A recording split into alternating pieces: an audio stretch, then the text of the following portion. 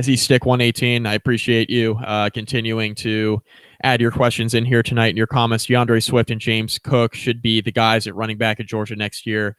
I think Zamir White redshirts. That's a fair point. Georgia has been loaded at running back here over the last couple seasons. They've recruited extremely well at the position, and it'll be interesting to see what they do at running back here moving forward, but there's no doubt that they're going to be a force to be reckoned with in the post-Nick Chubb, Sonny Michel era, and who better to talk about that than Savannah Lee Richardson covering the Georgia Bulldogs. Savannah, welcome to the show, and I guess I'll start with this. Is there anybody that Georgia didn't sign in this class? Not that I'm aware of. I think every guy that Georgia, went out and sought for, they went and got. And I think that's the key to Kirby Smart's success versus, going back to Mark Richt is Mark Richt left guys hanging left and right each season, or it seemed like one guy would go to Alabama or Tennessee or wherever else. Kirby Smart said, nope, if you're from the state of Georgia, I'm going to come after you until you have to tell me no with a letter of intent with another school. So as to that question, not at all. I think Georgia racked in pretty well on who they wanted, and it just seemed to be pick of the litter. The number one recruiting class across the board, ESPN 247 Sports. There aren't that many places where they aren't ranked number one. A big reason why is quarterback Justin Fields. He highlights the class, 5-star quarterback, no matter where you look. Dual threat guy, 6'3", 221. And my question for you is, we thought that it was the Jacob Eason era, and then he got hurt. And then we thought it was the Jake Fromm era, and Georgia goes to the national championship game. And now Justin Fields comes on board, and we're wondering what is going to happen moving forward. I'm assuming Jake Fromm is the guy heading into next season, but Justin Fields has such massive upside. He's got to be considered at the quarterback position at least a little bit, doesn't he? I think Kirby Smart likes a good competition. So a way to make Jake Fromm better is by telling him, you know what, we're going to have a quarterback competition no matter who. I don't care if you took this team to the national championship or not. This guy's coming in. He's just as good as you are. If not, he might be better. So prove to me why you deserve to keep this starting position.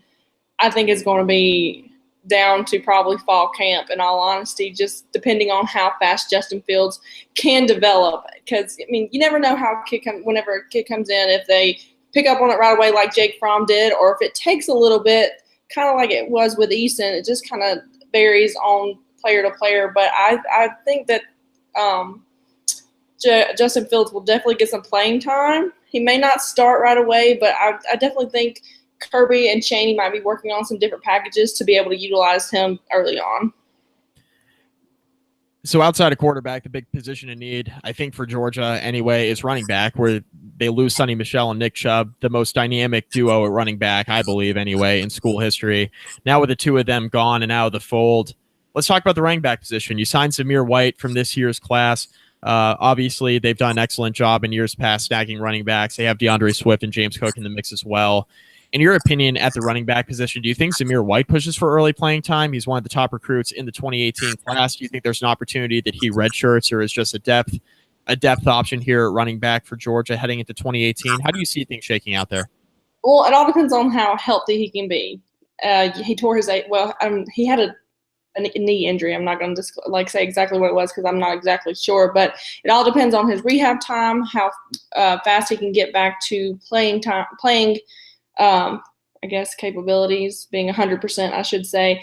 A lot of people think it's going to be this huge drop-off. It's going to be a drop-off, but with the amount of playing time that DeAndre Swift got last season, I just think it's going to just keep chugging and plugging. You have James Cook, who's very dynamic, can go out into a slot, has good hands, but you also have Zamir White, if he can be healthy, who's going to come in and just be a complete powerhouse. It's going to be another three-headed monster. I don't think a lot of Georgia fans will be too worried come second or third game, just depending on how healthy Zamir stays, of course, but also bringing in, you still got Holyfield and Harry in, and Holyfield just seems to get better the older he gets at Georgia, and so they still got plenty of depth at running back. So I'm not too terribly worried. They could end up redshirting somebody, but at the same time, I think that will all depend on how well and how healthy Zamir White is. Absolutely. So Georgia, they're loaded at running back. They're now loaded at quarterback, even with the Jacob Eason departure to Washington. Wasn't sure he was ever going to play again at Georgia anyway, and of course that's why he transferred. Georgia's defense. So an excellent defense this past year, losing Roquan Smith, arguably one of the best defensive players in all of college football, to the NFL draft. But Georgia did a really nice job replacing his production, I think, with the guys that they've brought in, not only in recruiting classes prior, but I think this recruiting class this year, you have a guy like Brenton Cox, 5-star defensive end, 6'4.5", 247, kind of fits into the Roquan Smith mold, even though he's a defensive end. And then at linebacker, it's hard to argue with the success they've had today. They signed of course, Adam Anderson, 5-star linebacker, Quay Walker, a 4-star outside linebacker, and Otis Reese, a 4-star outside linebacker, all 6'4" or bigger. So it's pretty clear what kind of athlete Kirby Smart's looking for in his linebackers at Georgia. Yeah, linebackers is stacked. I'm so excited to see what Adam Anderson does. I'm so excited to see what Quay Walker, Otis Reese, all these guys have these killer instincts. They all like to headhunt, and they're only going to get bigger with Sinclair's nutrition program. And I think that's something really big to note. I've had a lot of people reach out to me wondering why they haven't heard a lot about Adam Anderson, but they've heard more about Channing Tindall taking that spot, or even, Monty Rice, these other guys that are there. Adam Anderson is 6'6", 225 right now. With Scott Sinclair's nutrition program in him, they'll probably end up adding about 25 more pounds to him and get him to like a Lorenzo Carter size, because he's going to be quick no matter what. And so I'm thinking he's going to be used more how Lorenzo Carter was versus into the Roquan area. I think Monty Rice has got to step up. Walter Grant definitely. I mean, the list could go on, but these kids that are coming in 2018 are young, they're hungry, and they want to prove to themselves of why that they should get this early playing time, especially with so many at that position. With the talent that Georgia's losing on both sides of the ball to the NFL draft and graduation, the running backs, most notably Nick Chubb, Sonny Michel. On defense, you lose Roquan Smith. I think Georgia's the odds-on favorite in the SEC East again next season, but do you think their ceiling is a little bit limited compared to what it was this past season, with them, of course, making the national championship run? Do you think it is a step back this next season for Georgia, or do you think they're going to be right there in the mix as far as the opportunity to, of course, play in the SEC championship game and get back to the college football playoff? But if they get there, do you think that the upside is as high as it was this past season when they did have all that senior leadership on the team? Well, to start off with, I never thought that Georgia would have played in the SEC championship, maybe the SEC championship, but much less be in the college football playoff scene. I thought at least 2 or 3 losses just because of the strength of schedule and how hard it was. But they completely impressed me. They blew me away. The offense, they're losing one person on the offensive line, and I think that's a key area when you're wanting to try to continue success. You're trying to keep that offensive line at least 2 deep and the quarterback comfortable with 2 deep. And Georgia's finally got 2 deep where they feel comfortable enough to sub in somebody that they need to and take somebody out, especially with Solomon Kinley, Ben Cleveland, all those guys. And I think it's just going to get better. I think they're going to click more as a unit just because they have one more year under their belt. And if Jake Fromm is the starting quarterback, not knowing exactly how that's going to play out, they're already comfortable with him. As for wide receivers, Georgia's only losing Javon Wims. Granted, he's a big guy, 6'4", 6'5", sure hands, but Terry Godwin, Riley Ridley, and then you also have a kid from the 2017 class, Matt Landers, that Kirby Smart complimented during the season about being one of the best scouting team guys. And I think he's going to have to fill some big shoes. But then you also got Tommy Bush, who signed today, who's 6'5" out of Texas. And his film is one of my favorite films to watch out of the 2018 class. He has great hands. He's got great length on him. And I think he comes in and makes a big stance as well. I'm not sure if Chaney and Coley and all them kind of are pushing for more of a taller wide receiver than in Georgia's years past. But it seems that way just so they could use that jump ball to their advantage.